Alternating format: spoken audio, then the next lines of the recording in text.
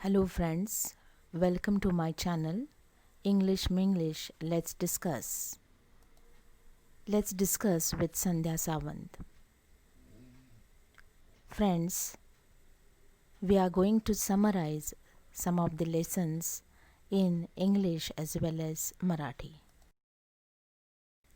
Today we are going to discuss 1.1 an astrologer's day.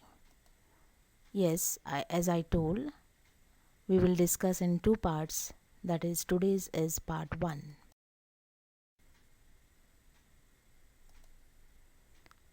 Every story there is with the author, theme, plot, climax, falling actions and resolutions. म्हणजे प्रत्येक कथा ज्या वेळेला आपण ऐकतो, वाचतो, पाहतो, ती कथा म्हणजेच वेगवेगळ्या स्तरावर असते. जसं आपण संबंधित ऑथर म्हणजे लेखक, थीम, प्लॉट, क्लायमॅक्स किंवा फॉलिंग ॲक्शन्स आणि रेझोल्युशन्स हे जे शब्द पाहिले, त्याचाच अर्थ प्रत्येक कथा means every story has the beginning and prepares for upcoming actions. म्हणजे प्रत्येक कथेची सुरुवात होते आणि सुरुवात झाल्यानंतर आपण हळूहळू पुढे सरकतो.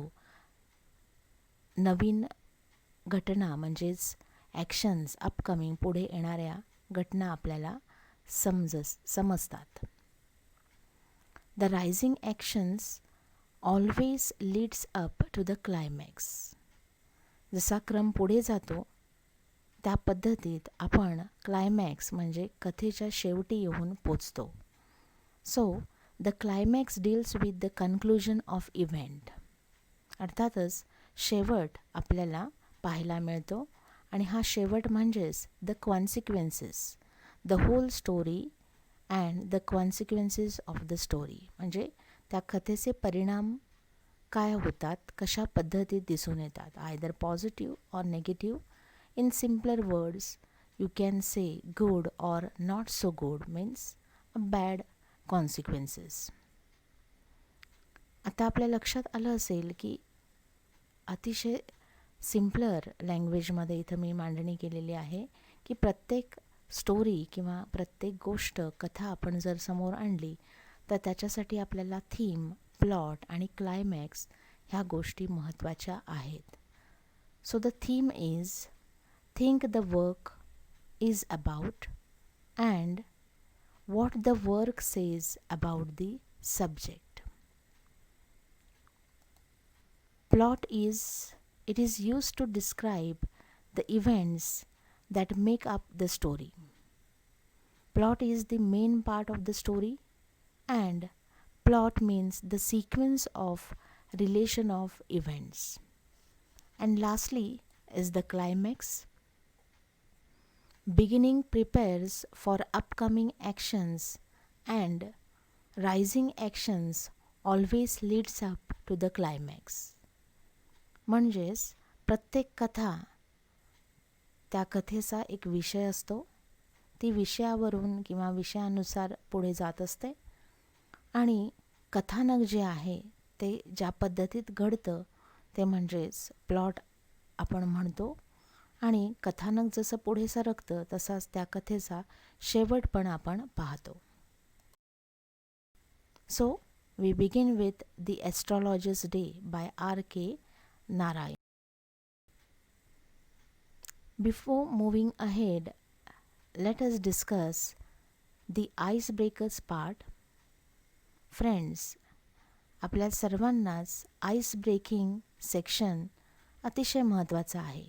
थोडक्यात जो विषय आपण पुढे पाहतो त्या विषयाची एक पूर्व तयारी किंवा थोडासा सराव आपण करून घेऊयात. So what is asked in the first part? It is told about to discuss what are your strengths. 3 column आपल्याला दिलेत. पहिल्या कॉलममध्ये स्ट्रेंथ्स आहेत, दुसऱ्यामध्ये why do you find so असं म्हटलं आहे आणि तिसरा कॉलम आहे dream career. So very simpler way, each one of us has strengths and weaknesses. आपण प्रत्येकजण आपल्याकडे काहीतरी कौशल्य असतात, ज्याला आपण काहीतरी चांगले गुण असं म्हणतो किंवा आपल्याकडची सामर्थ्य असं म्हणू शकतो. आणि त्यासोबत काही कमतरताही असतात, म्हणजे त्रुटी असतात. म्हणजे प्रत्यक्षात आपली पर्सनॅलिटी जर आपण पाहिली, आपला स्वभाव, आपली वैशिष्ट्ये किंवा आपण कसे आहोत याचा जर अंदाज घेतला, तर तुम्हाला ह्या दोन्ही बाजू म्हणजे चांगलं आणि कमी किंवा चांगले गुण, सामर्थ्याचे गुण आणि काही कमतरता असलेले गुण समोर दिसतील. So we called those things as strengths and weakness. आपल्याला काय विचारलं आहे, तर तुमचे स्ट्रेंथ्स कोणते आहे. उदाहरणार्थ दिलं आहे की आपण जर पेंटिंग करत असू, ड्रॉइंग करत असू, तर आपल्याला ते का जाणीव होते, तर आपली कल्पनाशक्ती चांगली आहे, गुड व्हिज्युअलायझेशन ऑर क्रिएटिव्हिटी किंवा एक्सप्रेशन असतात आपल्याकडं, आपण चांगल्या गोष्टी मांडू शकतो. म्हणजेच पुढं होऊन आपल्याला करिअर म्हणजे काय निवडता येईल, you can be one of the artist or cartoonist and so on. म्हणजे एखादा विद्यार्थी चांगलं गाणं म्हणत असेल तर नक्कीच भविष्यात त्याला सिंगर होण्याचे चान्सेस आहेत. If you want to research something, सायन्सकडे जास्त तुमचा कल आहे, स्पेसकडे आहे, ॲस्ट्रॉलॉजीकडे आहे, तर त्या पद्धतीत तुम्ही तुमचा अभ्यास किंवा त्या पद्धतीत तुम्ही व्हिज्युअलायझेशन म्हणजे तशा वेगवेगळ्या गोष्टी कल्पना करू शकता, मांडणी करू शकता आणि पुढं होऊन त्या करिअरमध्ये तुम्ही जाऊ शकता. म्हणजेच as a student we must set our path towards our future for better career. म्हणजे मुद्दामून इथं काय सांगायचं आहे आपल्याला, विद्यार्थी म्हणून आपण आता काय आहोत, आपली आवड काय आहे आणि भविष्यात मला काय करायचं आहे याची निश्चिती आपल्याकडे असायला पाहिजे. We must set our goals. म्हणजे अशा पद्धतीत हा कॉलम तुम्ही पूर्ण करू शकता. त्यानंतर दुसरा जो प्रश्न आहे तो कशा संदर्भात आहे, it is related with the village life or in around our area. You can consider there are many peoples with different occupations आणि त्याबद्दल आपल्याला चर्चा करायची आहे. So the first one is related with what the example is given regarding selling of flowers or selling of grocery and so on. आपण लिहू शकतो जसं selling of pots, utensils, jewelries or certain fast food options, or you can say selling of sweets and so on. म्हणजे वेगवेगळे व्यवसाय आपण जे आजूबाजूला पाहतो त्याची नोंद इथं तुम्हाला करायची आहे. The next question is related with what? Actually it is related with our title astrologer. Have you seen one? तुम्ही पाहिलं आहे का ज्योतिषी? नक्कीच. तर त्याच्याविषयी तुम्ही त्यांच्याकडे असणारी प्रोफेशनल इक्विपमेंट म्हणजे थोडक्यात एखाद्या व्यवसायाला लागणारं त्या व्यवसायाचं साहित्य काय, जसं ॲस्ट्रॉलॉजर एक ज्योतिषी उदाहरण घेतलं आहे आणि त्याचं काय साहित्य असेल किंवा तुम्ही काय अंदाज करू शकता. आता मला जर हा प्रश्न विचारला तर मी म्हणेन yes of course there is a parrot, the cards, okay.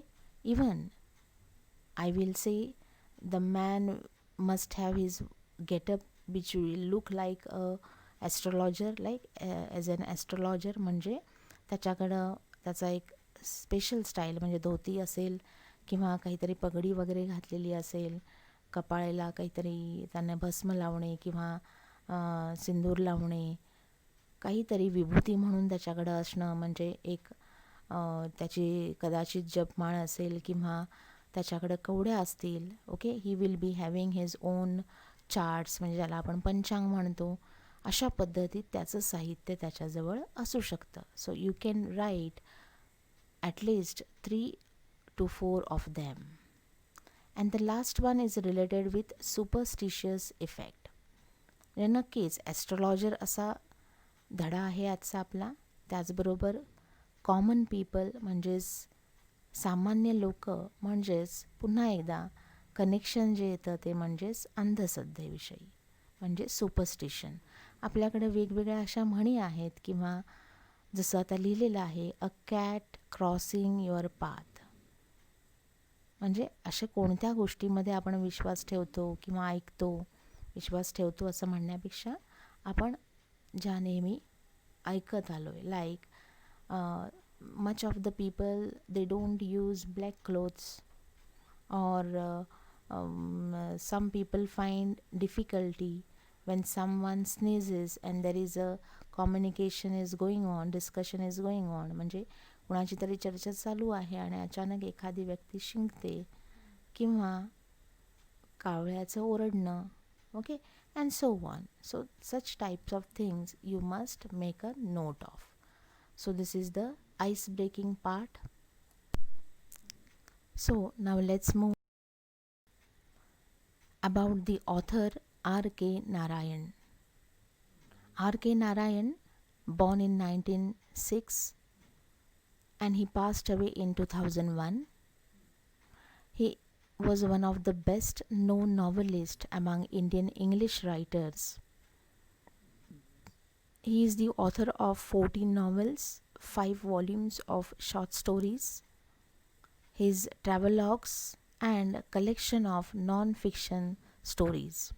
Yes, he was related with non-fiction. म्हणजे काल्पनिक गोष्टींपेक्षा आपल्या दैनंदिन आयुष्यामध्ये ज्या गोष्टी चाललेल्या आहेत, ज्या पद्धतीचं चित्रण आपल्याला आजूबाजूला दिसतं, एक माणुसकी किंवा त्याच्यामधील विनोदबुद्धी हे नक्कीच त्यांच्या लिखाणातून समोर आलेलं आहे.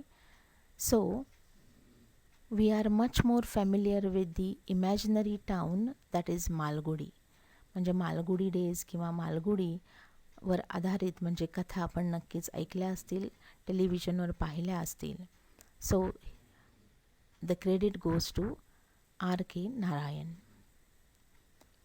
He has characters in typically Indian setting, lived and unpredictable events. He has humor and energy of ordinary life in his stories, and whole the story are very simple in style. अतिशय सामान्य अशा पद्धतीत मांडलेल्या म्हणजेच एक cultural touch प्रत्येक कथेमध्ये त्यांच्या दिसून येतो. His novel The Guide won him the Sahitya Academy Award in 1961.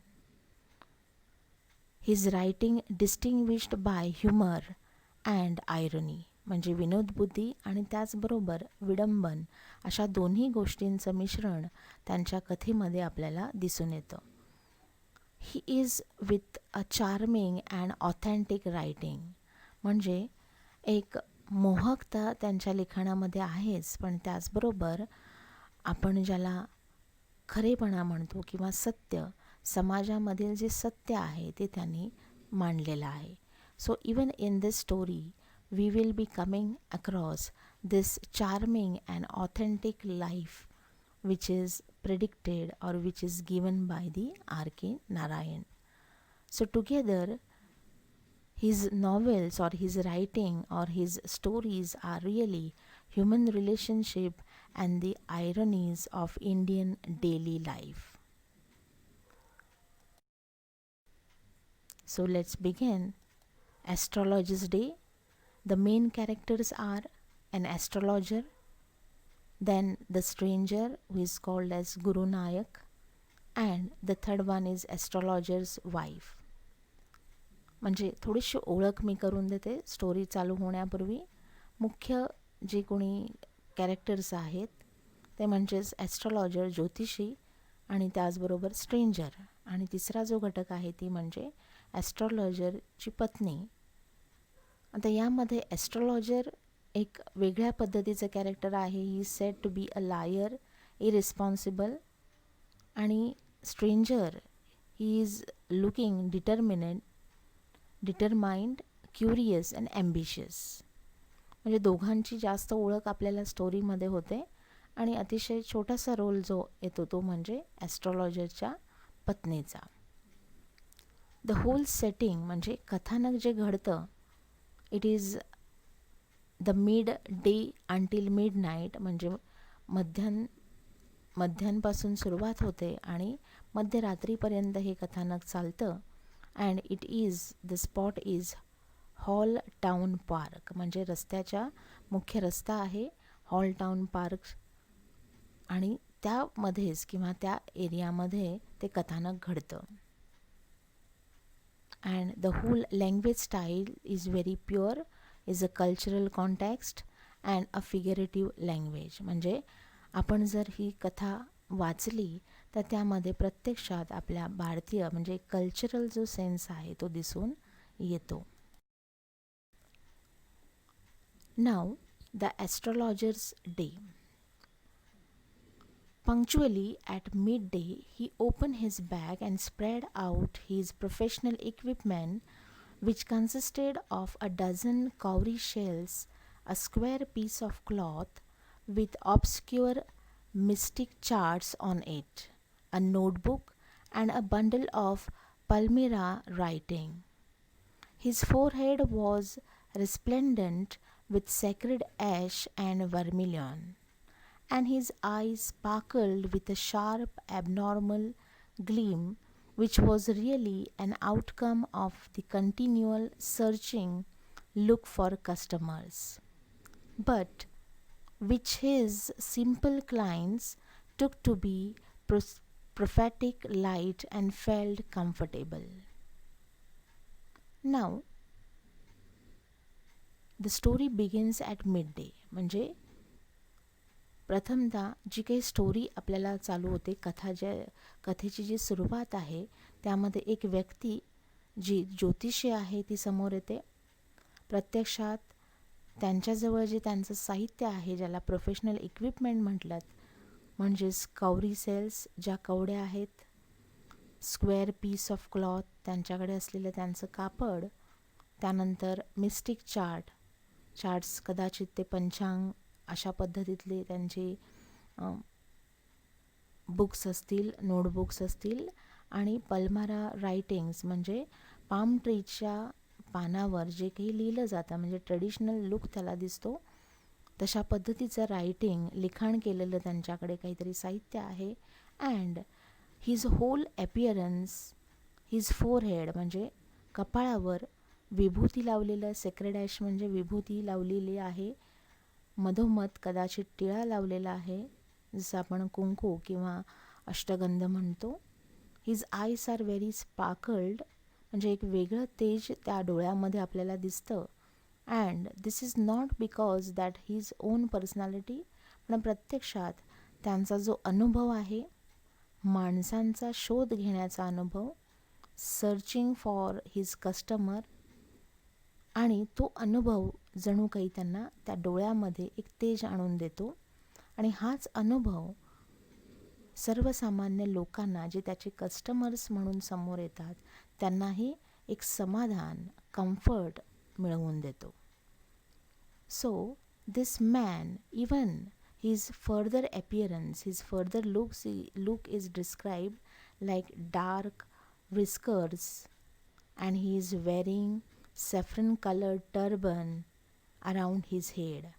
म्हणजे अजून जे काही जो लुक त्या ज्योतिषाचा जो आहे त्याच्यामध्ये त्यांची दाढी किंवा मिशा, त्याचबरोबर डोक्यावर जी पगडी आहे सेफ्रन कलरची, त्यामुळे कदाचित अजून लोक त्यांच्याकडे आकर्षित होतात. People were attracted to him as bees are attracted to Cosmos.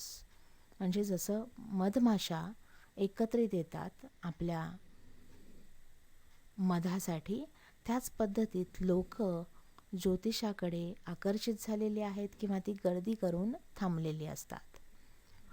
And now he is sitting under the big tamarind tree, and the road which he is sitting nearby is the town hall park. म्हणजे जी जागा त्याने निवडलेली आहे ती अतिशय मोक्याची अशी जागा आहे, आणि जास्तीत जास्त लोक त्या जागेवरून त्या रोडवरून जात असतात, because it is a remarkable place in many ways. कारण प्रत्येक घटक, प्रत्येक व्यक्ती, वेगवेगळ्या पद्धतीतली व्यक्ती, मग ते सामान्य माणसं असतील, मजूर असतील किंवा व्यापारी असतील, त्याच रोडने किंवा त्याच रस्त्याने त्यांची ने आण किंवा जा ये असते. त्यामुळं हा जो काही रस्ता आहे तो अतिशय महत्त्वाचा असा ह्या ज्योतिषासाठी आहे. Now please look at these pictures. I have searched through the Google. Okay, I have copied or I have directly mentioned from the Google. एक अंदाज आपल्याला येऊ शकतो की जो कोणी ज्योतिषी ह्या कथेमध्ये दाखवला आहे त्याचं स्वरूप अशा पद्धतीचं आहे. डोक्यावर पगडी किंवा गंध लावलेला आहे, विभूती लावलेली आहे, दाढी, मिशा अशा पद्धतीचा त्याचा पेहराव आपल्याला दिसतो. त्यानंतर त्याच्या बाजूलाच आहे ज्याला आपण कवड्या असं म्हणतो. त्यानंतर आहे परमल्या लीव्स ज्याच्यावर लिखाण काहीतरी असतं आणि पंचांग, आणि त्याचबरोबर शेवटचं जे चित्र आहे ते म्हणजे कॉईन्स म्हणजे पैसे, जे त्याला त्याची मिळकत किंवा त्याची एक वेजेस सॅलरी म्हणून त्याला इतर लोकांकडून मिळत असतात. So the story moves ahead.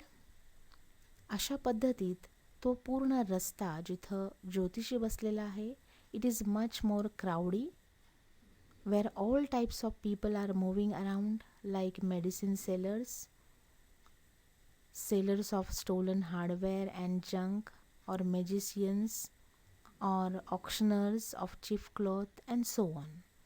म्हणजे प्रत्येक घटक तिथून जा ये करतोय. ॲट द सेम टाईम तिथं अजून एक व्यक्ती बसलेली आहे किंवा आपला धंदा ती करते. He is a vendor of fried groundnut. Vendor म्हणजेच विक्रेता. फ्राईड ग्राउंडनट्स भुईमुगाच्या ज्या शेंगा आहेत, भाजलेल्या शेंगा, ते विकण्याचं काम ते करतात आणि नेहमी वेगवेगळ्या पद्धतीत ते त्या शेंगदाण्याचा नावं म्हणजे शेंगदाण्याची वेगवेगळी नावं ते ठेवतात. उदाहरणार्थ Bombay ice cream, Delhi almond, Raja's delicacy and so on. So that man shouts and make his business. आणि हे सगळं चालू असतानाच त्याच्या कडेलाच आपल्याला हे ज्योतिषी बसलेले दिसतात. द रिझन इज दॅट, म्हणजेच कारण काय आहे पुन्हा त्यांच्या बाजूला असण्याचं, तर जो काही रस्ता ज्या रस्त्यावर ते बसलेले आहेत किंवा बाजूस बसलेले आहेत तिथं लाईट, इलेक्ट्रिसिटी हा प्रकार नाही आहे. म्हणजे जसा अंधार पडेल तसं पूर्ण अंधारच राहणार. दिवा किंवा म्युन्सिपल लाईटनिंग प्रकार तिथं नाही आहे. There is no benefit of electricity over around.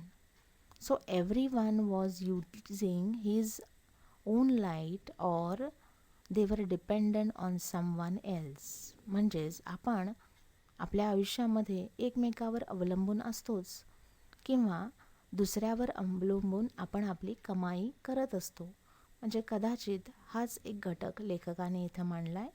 जसे की ज्योतिषी ते स्वतः जो कोणी वेंडर आहे, शेंगा विकणारा जो मनुष्य आहे, त्यानं लावलेली मशाल आणि त्या मशालीच्या उजेडात हा आपला धंदा करत असतो. He is to look after his customer on that light. So here he was managing without light. जे प्रत्यक्षात त्याच्याजवळ त्याची स्वतःची अशी लाईट नाही आहे. म्हणजे जसं आपण सुरुवातीला म्हटलं की आपली स्वतःची ताकद आपल्याकडे असायला पाहिजे. We must have our own strengths. म्हणजेच पुढं आपण भविष्यात काहीतरी चांगल्या गोष्टी किंवा त्या ताकदीच्या बळावर आपण चांगलं काम करू शकतो. करिअर, आपलं भविष्य आपण सुधारू शकतो.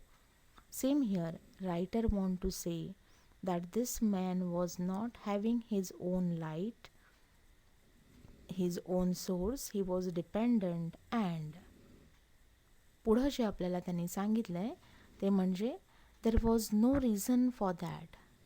ही had no thinking about his career. म्हणजेच आत्ता जे तो भविष्य सांगण्याचं काम करतो ते त्याला बनायचं नव्हतं किंवा he don't want to be an astrologer. He never decided about being astrologer. म्हणजे काहीतरी कारणास्तव ते ह्या ॲस्ट्रोलॉजर किंवा ज्योतिषी म्हणून काम करत होते. नाव the story moves ahead and it is sed that He was always looking for his customer. What was going to happen म्हणजे अंधार किंवा पूर्ण प्रकाश नसल्यामुळं कदाचित आजूबाजूला जे घडतंय त्याच्यावर नजर ठेवणं हे त्या ॲस्ट्रॉलॉजरला जमत होतं. He was much a stranger म्हणजे अंधारातून ज्या गोष्टी कळत होत्या, काही समजत नव्हत्या, तसंच म्हणजे व्यक्ती दुसऱ्या कस्टमर्स त्यांच्याकडे येत होते. त्यांनाही नक्की माहीत नव्हतं की आपल्या आयुष्यामध्ये काय घडणार आहे. ते सल्ला विचारण्यासाठी ॲस्ट्रॉलॉजरकडे येत होते. But the same way the astrologer was unknown about his future. मुळात ज्योतिषी किंवा जी व्यक्ती ज्योतिषी स्वतःला म्हणवत आहे, पूर्णतः ज्योतिषीचा अभ्यास नसलेली ती व्यक्ती आहे. So he has no what you call no stars in his life. म्हणजे पुढं काय घडणार हे त्यांनाच स्वतःला माहीत नव्हतं. He was unknown as the customers. At he said the things which pleased and astonished everyone. पण तरीसुद्धा ज्या पद्धतीने तो भविष्य सांगायचा, लोकांचं ऐकून घ्यायचा, त्यांच्यावरून जे काही त्यांना ऐकण्यात यायचं त्याच्यावरून तो उत्तरं तयार करायचा, सल्ले द्यायचा. And this was very much pleasing म्हणजे एक समाधानकारक वृत्ती लोकांना वाटायची आणि त्याचा एक आनंद त्यांना मिळत असे. And this was due to the shrewd guesswork. आणि हे कशामुळं शक्य झालं होतं? जरी ज्योतिषीचा अभ्यास नसेल तरीसुद्धा आजूबाजूला ज्या व्यक्ती आहेत त्या कशा पद्धतीत आहेत, त्यांना होणारे त्रास कोणते, कशा पद्धतीत आपण उत्तर द्यायला हवं, म्हणजे एक हुशारी, एक धूर्तपणा, एक नजर, एक अंदाज, ह्या सर्व गोष्टींचा ॲस्ट्रॉलॉजरला फायदा होतो. He makes use of his own practice. It is his hard work.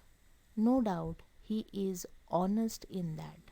म्हणजेच प्रामाणिकपणे तो हे कष्ट करतो आणि ह्या प्रामाणिकपणाचा जो काही मोबदला त्याला मिळतो, म्हणजेच जी लोक त्याला पैसे देतात ते येऊन तो घरी घेऊन जातो.